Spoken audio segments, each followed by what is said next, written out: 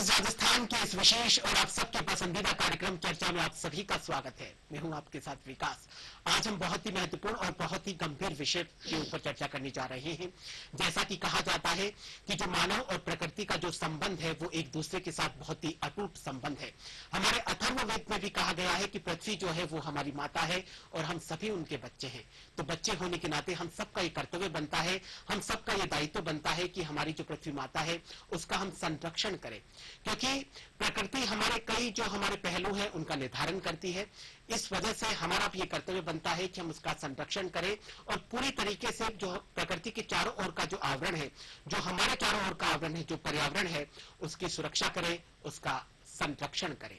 जी हाँ, इसी विषय पर चर्चा करने के लिए स्टूडियो में आज हमारे साथ बहुत ही खास मेहमान मौजूद है। मैं उनसे आपका परिचय करवा देता हूं। हमारे साथ केसी मीणा सर मौजूद है। आप 1997 बैच के भारतीय वन सेवा के अधिकारी हैं। वर्तमान में आप अतिरिक्त प्रधान मुख्य वन संरक्षक और वन सुरक्षा के पद पर जयपुर में कार्यरत हैं और 28 साल से आप लगातार कर्तव्यनिष्ठा के साथ, ईमानदारी के साथ आप भारतीय वन सेवा के अधिकारी के तौर पर कार्य कर रहे हैं। सर, आपका बहुत बहुत स्वागत है इस प्रोग्राम में। धन्यवाद, नमस्कार जी सर, चर्चा को शुरू करते हैं। सर, एक समय था, आज से 30-40 साल पहले की बात करी जाए तो पीने के लिए हमें शुद्ध पानी मिलता था, सांस लेने के लिए हमें शुद्ध ऑक्सीजन मिलती थी, खाना हमें पूरी तरीके से बहुत अच्छा, संतुलित और स्वादिष्ट मिलता था। लेकिन परिस्थितियां बदल चुकी है। आज पर्यावरण के नाम पर जो पर्यावरण संरक्षण की बात कर रहे हैं हम, तो इतना हमारे चारों तरफ पर्यावरण प्रदूषित हो रहा है, इस वजह से हमें पर्यावरण संरक्षण की बात करनी पड़ रही है। प्रश्न यह है कि आखिर 30-40 सालों में ऐसा क्या कुछ बदला जिसकी वजह से आज हमें ये बात करनी पड़ रही है? विकास जी, बहुत सही मुद्दा उठाया आपने। जो हम पर्यावरण दिवस मना रहे हैं उसके उपलक्ष्य में ये जो आपका प्रश्न है और भी महत्वपूर्ण हो जाता है। तो जैसे आपने कहा 30-40 साल पहले परिस्थितियां कुछ और थी, या परिस्थितियां कुछ और हो गई है। तो हमने भी जैसे गाँव में रहते थे, बचपन में देखा है, उस टाइम शुद्ध पानी होता था, पानी अपनी जमीन के ऊपर होता था। बारिश के बाद का हाल यह था कि हम कुआं से एक तौलिया से बाल्टी बांध के और तौलिया से ऐसे निकाल लिया करते थे। और आज देखो तो आज के बच्चे कुएं सिर्फ शायद किताब अंदर उसमें ही पढ़ेंगे। हमारे साइड में कुएं लगभग खत्म हो चुके हैं। अब तो ट्यूबवेल का जमाना आ गया है, पानी देखने को नहीं मिलता है। और इस तरह से परिवर्तन हो जाएगा कभी सोचा भी नहीं था। जब हम छोटे छोटे बच्चे थे तो कुछ लोग जो शहरों से आते रहते थे, संपर्क में थे, तो कह रहे थे हो सकता है कभी ऐसा भी जमाना आ जाए जब पानी भी बिकने लगेगा। और ऐसा भी जमाना क्या आ जाए जब एक परिकल्पना थी कि पानी बिकने लगेगा। और आप देखो, पानी जहाँ भी घर से बाहर निकलता है आपको पानी बिकता हुआ नजर आ रहा है। पानी बिक रहा है, कई जगह पर तो हवा भी बिक रही है, शुद्ध ऑक्सीजन बिक रही है। ये भी हमने कल्पना करी थी, वो कल्पना नहीं करी थी हवा बिकेगी, लेकिन आज ऑक्सीजन के रूप में हवा भी बिक रही है। और धीरे मुझे पता नहीं क्या क्या बिकने लगेगा। तो जिस तरह से हम लोग जा रहे हैं, मुझे नहीं लगता बहुत अच्छी दिशा में हम लोग जा रहे हैं। तो क्या कुछ कारण रहे हैं जिसकी वजह से हमें ये सोचने पर मजबूर होना पड़ा? कारण तो आप देखिए बहुत सारे कारण है। एक तो हमारा जो विकास के नाम पर हम जिस तरह से किए जा रहे हैं, आगे बढ़े जा रहे हैं। विकास में मानता हूँ कि मानव सभ्यता के लिए बहुत जरूरी है, लेकिन विकास किस स्तर पर होना चाहिए, किस गति से होना चाहिए, किस दिशा में होना चाहिए और किन किन पहलुओं को ध्यान में रखता होना चाहिए। अगर इन चीजों को अपने ध्यान में रखेंगे तो मैं समझता हूँ ऐसी परिस्थिति हमें देखने को नहीं मिलेगी। तो 40 साल में जो हमने देखा है, अगर हम इसी गति से चलते रहे तो अगले आने वाले 40 साल में क्या भयावह स्थिति होगी आप कल्पना भी नहीं कर सकते। मतलब आपके कहने का मतलब ये है कि जो विकास तो कीजिए, लेकिन जो अंधाधुंध विकास हो रहा है, विकास के नाम पे हम जो कर रहे हैं, जो प्रकृति के साथ हम खिलवाड़ कर रहे हैं, वो नहीं होना चाहिए। बिल्कुल सही बात है। विकास का मतलब ये नहीं है कि हम प्रकृति को थोड़े समय के लिए कि हमारे अपने उपभोग के लिए पूरी तरह से दोहन कर लें और प्रकृति की जो क्षमता है, जो उसको देने की, रिकवरेट होने की, पुनर्जीवित होने की जो क्षमता है, उससे ज्यादा हम उसका दोहन करेंगे तो निश्चित रूप से उसके दुष्परिणाम आएंगे। और अगर हम बहुत ज्यादा भोग विलास में, सुख सुविधाओं में अपने आप को ढाल लेंगे, प्रकृति के साथ नहीं रहेंगे, तो इस तरह के दुष्परिणाम आएंगे जो हमारे आगे आने वाली पीढ़ियों को उसका बहुत ज्यादा दुष्परिणाम होगा। बिल्कुल आपने सही कहा, काफी भयावह परिणाम हमें भुगतने पड़ सकते हैं। सब कुछ रिपोर्ट्स है मेरे पास में, उस रिपोर्ट के मुताबिक जो 1850 के बाद में जो 2024 का जो वर्ष रहा है वो अब तक का सबसे गर्म वर्ष रहा है। अभी अब देखो 2028 के बाद में 2024 मतलब अभी रिकॉर्डेड हॉटेस्ट ईयर 2024 को घोषित किया गया हमारे इंडिया में। और इंडिया में पिछले 123 सालों में सबसे ज्यादा रेनफॉल भी कुछ जगह हुआ है। तो दोनों एक्सट्रीम देख लीजिए, सबसे ज्यादा रेनफॉल भी कुछ स्थानों पर हुआ है और सबसे ज्यादा गर्म वर्ष भी 2024 है। जी। तो इसका मायने ये है कि अगर हमारे मौसम में एक्सट्रीम्स आ रहे हैं, बारिश देखो तो वो भी ज्यादा हो रही है, गर्मी देखो तो वो भी ज्यादा हो रही है, तो गर्मी होगी तो हीट वेव्स बढ़ेंगी, बारिश ज्यादा होगी तो बाढ़ आएगी या स्टॉर्म्स आएंगे। तो दोनों ही प्राकृतिक कैलेमिटीज, प्राकृतिक आपदाओं का जो संकेत है, और जी इस तरह की आपदा आए तो हम मानव जाति के लिए, सब प्राणी जगत के लिए बहुत ज्यादा चेतावनी है और विकराल रूप धारण बिल्कुल कर सकती बिल्कुल है। वाकई में काफी विकराल रूप धारण कर सकती है सर। हमने चार पूरे वर्ष में जो 12 महीने होते हैं उनको 4 ऋतुओं में बांटा। बसंत ऋतु है, ग्रीष्म ऋतु है, शीत ऋतु है। लेकिन पिछले कई सालों से हम देख रहे हैं गर्मियों में, जैसा आपने बताया, गर्मी इतनी ज्यादा पड़ रही है, कभी नौतपा हो रहा है और गर्मी का कोई बाउंडेशन नहीं है। बारिश की बात करी जाए तो बारिश होती ही रहती है या तो बिल्कुल नहीं होती। तो ये जो मौसम में जो परिवर्तन चल रहा है, ये सिर्फ किसी राज्य की, किसी देश की समस्या नहीं है, बल्कि पूरे विश्व की समस्या। पूरे विश्व का जो मौसम है वो परिवर्तित हो रहा है। अंटार्कटिका की बात करी जाए तो वहां ग्लेशियर पिघलते जा रहे हैं। आप ये देखें, ये जो प्रकृति है, ये प्राकृतिक चीजें हैं, ये किसी देश या बाउंड्री से बंधा हुआ नहीं है, ये पूरी पृथ्वी के लिए है। तो पूरी पृथ्वी का मतलब है कि हम सब प्राणी जगत, जिसमें मानव का एक छोटा सा हिस्सा है, जिसमें सारे जीव जंतु, छोटे से लेकर बड़े जीव जंतु हैं, ये सारे ही आते हैं। और अगर हमने इसको डिस्टर्ब किया तो हमारा पूरा प्राणी जगत इससे प्रभावित होता है जी और पूरा विश्व इसके चपेट में है। ऐसा नहीं है कि केवल भारतीय देश है, जी। और चूंकि विकसित देश है, उन्होंने सुख सुविधाएं, साधन संपन्न ज्यादा हो गए, तो उन पर इसका असर आने में टाइम लगेगा। और जो विकसित देश है या अविकसित देश है, उन पर इसका असर तुरंत प्रभाव देखने में मिलता है। तो इसीलिए ये एक द्वंद्व चलता रहता है विकासशील देशों में और विकसित देशों में। जी बिल्कुल, एक ताजा रिपोर्ट मेरे पास में, उसके अनुसार पूरे विश्व का जो तापमान है, पूरे विश्व के देशों की कई मीटिंग चलती रहती है, चाहे स्टॉकहोम सम्मेलन हो, चाहे जिनेवा कन्वेंशन हो, चाहे डब्ल्यूसीओ का हो, उसमें तय किया गया है कि प्रकृति का जो वातावरण है उसको 1.5 डिग्री से ज्यादा हम बढ़ने नहीं देंगे, 1.5 डिग्री से हम कम लेकर आएंगे पूरे विश्व का तापमान। लेकिन इस रिपोर्ट के मुताबिक वर्तमान में हालात यह है कि जो प्रकृति का जो औसत तापमान जो बढ़ रहा है वो 1.5 डिग्री को क्रॉस कर चुका है। उसके कितने कुछ भयावह परिणाम देखने को मिल सकते हैं। आप देखिए, हमारे अंतर्राष्ट्रीय कई सारे संगठन हैं और सब अंतर्राष्ट्रीय जो है राजनेता, देशों के प्रमुख वहाँ मिलते हैं और प्रधानमंत्री वहाँ सब मिलते हैं। और ऐसी बात नहीं है, चिंता सभी को है, बैठ कर सब चिंता करते हैं, लेकिन लोकल उनकी जो पॉलिटिक्स है, जियो पॉलिटिक्स है, जी उनकी अपनी बाध्यताएं हैं।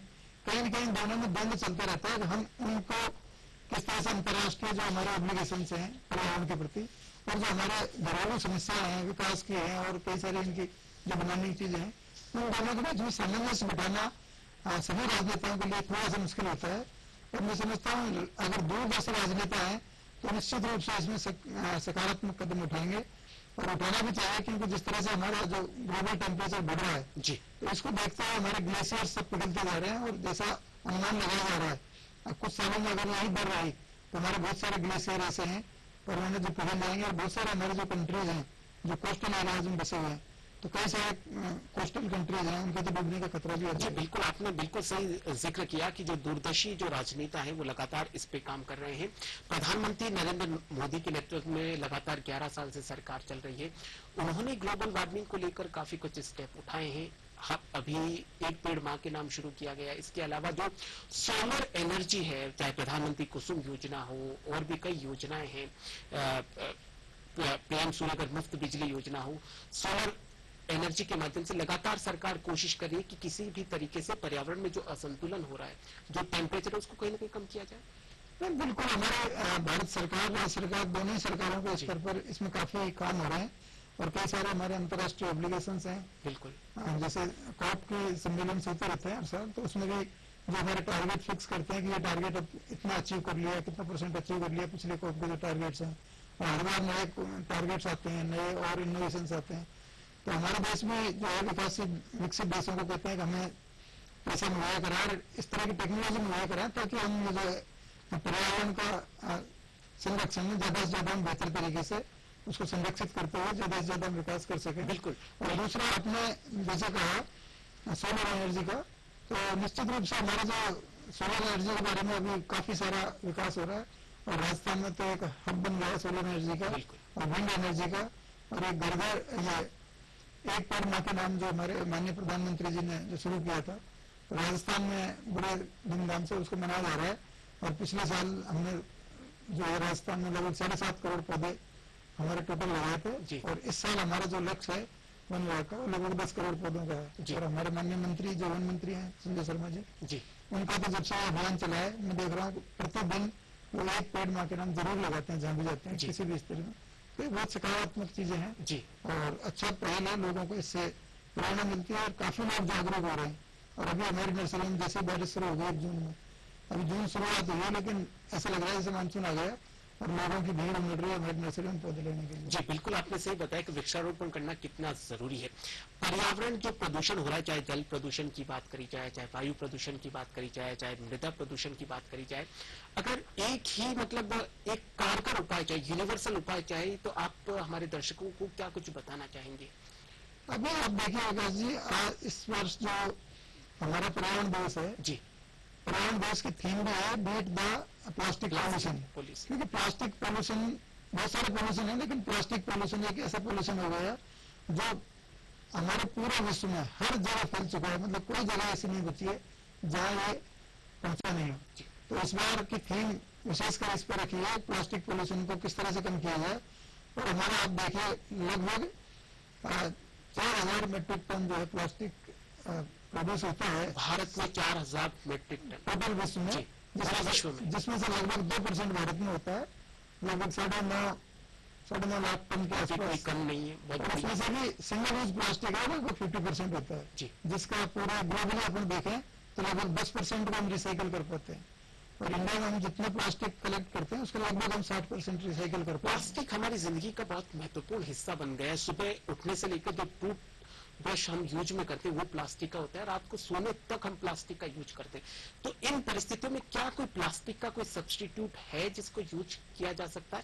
हालांकि सरकार लगातार प्रयास कर रही है कि इस प्लास्टिक से कैसे मुक्त हो, लेकिन इतना आसान क्यों नहीं हो पा रहा है? प्लास्टिक ऐसी एक चीज बन गई है जी जो इतना इजी हो गया, इतना चीप हो गया, इतना हैंडी हो गया, अगर हर आदमी उसको यूज करना चाहता है क्योंकि उसके लिए सुविधाजनक हो गया, सस्ता मिल जाता है, हर जगह कहीं मिल जाता है और उसके बहुत सारे उपयोग हैं। लेकिन उसके जो दुष्परिणाम है वो आम आदमी को ज्यादा समझ नहीं आ रहे हैं, क्योंकि वो तो पता नहीं कब दुष्परिणाम देखेंगे, लेकिन अभी हमारी सुविधा किसमें है हम उस पर ध्यान देते हैं। तो सिंगल यूज प्लास्टिक का राज्य सरकार ने बैन लगाया हुआ है और बार बार धरपकड़ भी कोशिश होती है, तो हम सिंगल यूज प्लास्टिक को कम करें। फिर भी मेरा एक निवेदन है ज्यादा से ज्यादा लोगों से कि प्लास्टिक के उपयोग हम जितना कम कर सकते हैं वो करें। अब आज हम देखते हैं जैसे बोतलों में हमारे पानी पीने का एक फैशन हो गया है, हर आदमी कोई भी हो, गाँव में भी आप शादियों में बड़ा मुझे दुख होता है देखिए, पहले हमारे ड्रम भरते थे पानी के और हम सब जो है मग्गे से उससे पिलाते थे। आज छोटा छोटा आदमी है वो भी अपने प्रेस्टीज के लिए पानी की जैसे छोटी छोटी बोतलें हैं जी ये बोतल ला के देता है, हालांकि वो लोकल लेवल पे भरते हैं, लेकिन इन बोतलों में आप देखो महीनों तक पड़ी रहती हैं, गर्मी में पकती रहती हैं और जब ग्राहक को देते हैं उससे 2 घंटे पहले फ्रिज में रख के ठंडी करके दे देते हैं। तो एक आपने सुना होगा माइक्रो प्लास्टिक का जो खतरा हमारे लिए है वो बहुत जबरदस्त खतरा हो रहा है। और जैसे हम बोतल का पानी पी रहे हैं, बोतल में और बहुत सारी हम पेय पदार्थ खाद्य पदार्थ लेते हैं, तो गर्मी में पिघल कर माइक्रो प्लास्टिक बहुत बारीक जो है प्लास्टिक के कण इसमें पानी में इसमें मिल जाते हैं और माइक्रो प्लास्टिक हमारे शरीर में जाता है, जो हमारे ब्लड में, हमारे फेफड़ों में, हमारे को क्रिएट करता है। तो हमारे साथ बहुत सारे प्रॉब्लम हो रही है। कई बार कोई लोग कहते हैं कि मैं तो सब बहुत शुद्ध खाता हूँ, घर का खाना खाता हूँ, ये खाता हूँ, लेकिन ये देख नहीं रहे हम किस तरह के प्लास्टिक माइक्रो प्लास्टिक इंजेस्ट कर रहे हैं। जी तो इन सब चीजों का हमें ध्यान रखना पड़ेगा, कहाँ हम गलती कर रहे हैं और हमें लग रहा है हम तो घर का शुद्ध खाना खा रहे हैं, बाहर कम खा रहे हैं, फिर भी ये क्यों हो रहा है? इसीलिए इस तरह की बीमारी जी आपने प्लास्टिक का बताया है। प्लास्टिक को जब जमीन में डाला जाता है या अपशिष्ट जो प्लास्टिक होता है उनका जो विघटन है उसमें कितने साल लगते हैं? अब प्लास्टिक का विघटन 200 सालों से भी ज्यादा है। 200 साल से भी तो ज्यादा। मतलब प्लास्टिक एक तरह से मान लो हमने जो प्लास्टिक पैदा किया है हमारी आने वाली जितनी जी को खतरा है ये उसको यूज में नहीं लेंगे तो जमीन को भी खतरा है। जमीन को सबको खतरा है। आप जमीन में नहीं, आप उसको देखिए, आप समुद्र को, जी समुद्र जो कम से कम 800 से ज्यादा प्रजातियां हैं, समुद्री प्रजातियां जिनको प्लास्टिक से इतना ज्यादा खतरा हो गया है, और वो प्रजातियां सारी इंजेस्ट करती हैं प्लास्टिक को या माइक्रो प्लास्टिक को, और जब उनको सी फूड के रूप में हम ह्यूमंस खाते हैं तो हमारे शरीर में वो माइक्रो प्लास्टिक जा रहा है। बिल्कुल। तो हमारे सी फूड के माध्यम से, वहाँ उड़ने वाले भोजन के माध्यम से, वहाँ पैदा होने वाले साल्ट जो नमक है उसके माध्यम से, और हम जो पानी और पेय पदार्थ पीते हैं प्लास्टिक की बोतलों से, इन सब माध्यमों से हमारे माइक्रो प्लास्टिक शरीर में जा रहा है। एक माइक्रो प्लास्टिक के बाद में दुनिया का सबसे बड़ा खतरा है जो ई कचरा है। जो इलेक्ट्रॉनिक जो कचरा है, जो वेस्ट है, उसको हम समुद्र में डाल देते हैं, उसका भी प्लास्टिक की तरह ही मतलब ट्रीटमेंट है। कचरा कोई भी याद होगा, समुद्र को डंपिंग यार्ड नहीं है जी। समुद्र भी एक जीवन जो है सिस्टम है अपना, और हमसे ज्यादा जीवंत है वो। अगर उसको हम डालने लगेंगे तो समुद्र का पूरा जो है इकोसिस्टम खराब हो जाएगा। तो वहां डालना कोई सोल्यूशन नहीं है इसका। और जो हम जिस तरह से आज विकास के नाम पर जो किए जा रहे हैं, हालांकि हमारी आवश्यकता उतनी नहीं है, लेकिन हमारी जो है ग्रीड या हमारी अपेक्षाएं या हमारे जो इमेजिनेशन है वो इतनी ज्यादा फैलती जा रही है कि हम ये कर लें ये कर लें, पर करोगे क्या उसका करके? अल्टीमेट वो जब बना रहे हैं हम सारी चीजें, आप देखो मोबाइल्स, आप देखो बैटरीज, अभी आजकल ई रिक्शा ई कार्स का प्रचलन है, लेकिन उनकी बैटरी जो आएंगी उसका अपशिष्ट होगा, वो कहाँ जाएगा? वो एक तरह से कचरे के रूप में आएगा, वो पोल्यूशन के रूप में आएगा। तो कहीं ना कहीं हमको सोचना पड़ेगा। जैसे मैं कोशिश करूँ, हमारे कारों की इतनी बिक्री हो रही है, अगर कारों के बजाय हम जैसे स्कैंडिनेवियन कंट्रीज हैं उनकी तरह हम साइकिल पर ज्यादा फोकस करें, तो साइकिल क्यों नहीं चलाएं, हम पब्लिक ट्रांसपोर्ट पर ज्यादा ध्यान क्यों नहीं दें? इन सब चीजों पर अगर ध्यान देंगे तो इन सब सारी समस्याओं से कुछ हद तक हम बिल्कुल बिल्कुल इसको लेकर सरकार लगातार नीति बना रही है। एक जमाना था जब वर्षा का जो जल था, आजकल हमारे गांवों में भी जो वर्षा का जो जल है उसको संरक्षित किया जाता है, घर में टैंक वगैरह बनाए जाते हैं। लेकिन जैसे जैसे हम आधुनिकता की अंधी दौड़ में जा रहे हैं, जो टैंक का सिस्टम था वो लगभग घरों से लुप्त हो चुका है। इसकी वजह से जो हमारा जो पानी के जल स्रोत है, उनका जो जल स्तर है वो बिल्कुल नीचे आ रहा है। आप देखिए, जल स्रोत सूखने से दूसरा क्या है, जितना गहराई में जाएगा उतना ही उसमें फ्लोराइड इस तरह की चीजें ज्यादा आएंगी, तो उससे और कई सारी पथरी की समस्या आ गई, आपके जोड़ों की समस्या आ गई, आपके पाचन की समस्या आ गई। तो ये सारी प्रॉब्लम्स हो रही है। जैसे आपने कहा पहले हमारे वाटर हार्वेस्टिंग का जो एक बहुत पुराना सिस्टम बना हुआ था, वो आज हम कहीं न कहीं, क्योंकि हम निर्भर हो गए नलों पे, हमारे यहाँ कुछ भी बना लो सरकार नल दे देगी, नल का पानी आ रहा है, जो काम लिया ठीक है, बाकी जो बहा वो हम रोड पर बहा देंगे, नाली अगर नहीं है तो रोड पर रह जाएगा, कहीं न कहीं जाके डंप हो जाएगा। तो कुल मिला के पहले सेल्फ सफिशियंट थे, हमारा जो थोड़ा बहुत पानी था या जो पानी था उसको हम सहेज के रखते थे, और वो पानी शुद्ध था ताकि जमीन में जाए और हमें कुओं के और उनके माध्यम से शुद्ध पानी मिले। आज हम वो शुद्ध पानी को भूल चुके हैं और सरकार पे भरोसे बैठ गए, हमें नल आएगा यहाँ पे और हमें कुछ करने की दिक्कत। जी बिल्कुल, आज का एक बहुत बड़ा प्रश्न है। एक जमाना था जब गांव जो था वो शहर की तरफ जाता था, गांव वाले शहर की तरफ जा रहे थे। समय बदला, आजकल शहर गांवों की तरफ जा रहे हैं, गांवों तक पहुंच गए हैं। जो हाई राइज की बिल्डिंग का निर्माण हो रहा है, फ्लैट्स का निर्माण हो रहा है, इस वजह से जो खेत का जो क्षेत्र था वो घटता जा रहा है। अभी आप देखिए, शहर देखिए जयपुर जैसे, हमने जब देखा था आज से 30 साल 40 साल पहले, उसमें इसमें अभी शायद 2 से 3 गुना हो गया होगा। तो जब शहर बढ़ता है तो निश्चित रूप से जमीन की मांग बढ़ती है, मकान बनाने के लिए, सड़कें बनाने के लिए और आपके दूसरे जो है सुविधाएं बढ़ाने के लिए। तो ये जमीन जो हमारी खेती के लिए काम आती थी वो सब अब रहवास के लिए काम आ रही है। अब गाँव वाले शहर की तरफ इसलिए भाग रहे हैं, उनको रोजगार की सुविधाएं चाहिए, सुख सुविधाएं चाहिए, एक अच्छा जीवन चाहिए, जो गाँव में उनको लगता है कि नहीं मिलता। पहले गाँव और शहर दो डिस्टिंक्ट चीजें होती थी। जैसे हम गाँव में बच्चे थे तो शहर को कभी कभी देखने के लिए आते थे, शहर कैसा होता है, लोग वहाँ कैसे होते हैं। अब गाँव में और शहरों में ज्यादा फर्क नहीं है। दिन प्रतिदिन हम लोग गाँव के आ रहे हैं, शहर में आ रहे हैं, शहर के गाँव जा रहे हैं। तो गाँव वालों की भी अपेक्षाएं है कि हम भी वही सुख सुविधाओं में रहें। तो हमारी बेसिक समस्या यह हो गई कि हमारी अपेक्षाएं बढ़ गई हैं, हमारी जीवन शैली हम किसी से कॉपी कर रहे हैं। जो जीवन शैली हम लोग खुद अफोर्ड नहीं कर सकते, लेकिन हम लोग जीवन शैली चाहते हैं, और उसके लिए हम कुछ न कुछ ऐसा करेंगे जिससे न केवल अपना नुकसान हो बल्कि पर्यावरण का भी नुकसान हो। लेकिन सब मुद्दा सबसे बड़ा यह है कि जब आप गांवों का जिक्र करते हैं तो चारों तरफ हरियाली का जिक्र होता है, पेड़ पौधों का जिक्र होता है, क्योंकि अब शहर में उतनी जमीन नहीं है। तो ऐसे कौन से पेड़ पौधे हैं, हालांकि उतनी जमीन शहर में नहीं है, या कुछ छोटे मोटे टाइप के पौधे हैं जिनको हम घर में गमलों में उगा सकते हैं और वो हमारी प्रकृति को पूरी तरीके से शुद्ध रखे, ऑक्सीजन का सप्लाई अच्छे से करते रहे। देखिए, ये आदमी की पसंद के ऊपर निर्भर करता है। यहाँ भी शहरों में जैसे फ्लैट्स में भी कई लोग रह रहे हैं, तो आप देखो फ्लैट पूरी कॉलोनी में कुछ फ्लैट्स ऐसे होंगे जो पूरा आपका उसकी बालकनी, उसका घर पूरा ग्रीन दिखेगा। घर में जाएंगे तो कम से कम 20, 30, 50 गमले घर के अंदर मिलेंगे, बालकनी पूरी भरी होगी, बेल चढ़ी होगी। और कुछ घर होंगे जिसमें एक आध दो गमले फॉर्मेलिटी के लिए रख देंगे। तो ये अपने अपने पर्सनल चॉइस के ऊपर है। आप कितना भी छोटा घर हो, हरियाली चाहो तो आप रख सकते हो। बहुत सारे पौधे ऐसे हैं जो आपको इंडोर हैं, आप अपने बेडरूम में रख सकते हैं, घर के अंदर रख सकते हैं, जो आपको ऑक्सीजन देते हैं, जो आपको सुकून भी देते हैं, घर के एस्थेटिक्स भी बढ़ाते हैं, सुंदरता भी होती है उससे। और जहाँ घर के बाहर छोटी मोटी जगह है, हम लोग अभी क्या कर रहे हैं कि उसको पूरा को काट के वहाँ टाइल्स लगा देंगे या सीमेंटेड कर देंगे और पेड़ की जगह नहीं छोड़ते। तो मैं सोचता हूँ जहाँ भी थोड़ा बहुत तो पेड़ रखें। अब गर्मियों में लोग इधर उधर भागते हैं सर छुपाने के लिए, गाड़ी खड़ी करने के लिए पेड़ नहीं मिलेगा। रोड बनाएंगे तो हम पूरा क्लीन स्वीप कर देंगे जी। आप कॉलोनी बनाएंगे तो कॉलोनी में पूरे पहले पेड़ काट देंगे, फिर कुछ लगाने की फॉर्मेलिटी करते हैं। बाकी हमारे कई शहरों में आप जाइए, दिल्ली देखिए कितना ग्रीन है, आप साउथ के शहर देखिए, कलकत्ता देखिए, आप इतना ग्रीन है। जैसे आप चंडीगढ़ देखिए, गांधीनगर देखिए, जिस तरह से बसाया है। तो गांधीनगर में आप रोड पे चलोगे तो आपको जो बिल्डिंग और बड़े बड़े वहाँ नजर नहीं आते हैं, चारों तरफ ग्रीनरी नजर आती है। तो कहीं न कहीं सरकार को भी इसमें एक प्लानिंग में इसको ग्रीनरी को शामिल करना चाहिए, ग्रीनरी का बड़ा भूभाग जो है रखना चाहिए। सर ऐसा कुछ टेक्नोलॉजी है कि हाईवे वगैरह बनते हैं, उनके उन पर पहले से जो पेड़ लगे हुए होते हैं उनको पूरे तरीके से प्रतिस्थापित किया जा सके, कहीं और लगाया जा सके? बहुत सारे ऐसे पेड़ है जिनको हम उखाड़ के और दूसरी जगह ट्रांसप्लांट भी करते हैं जी।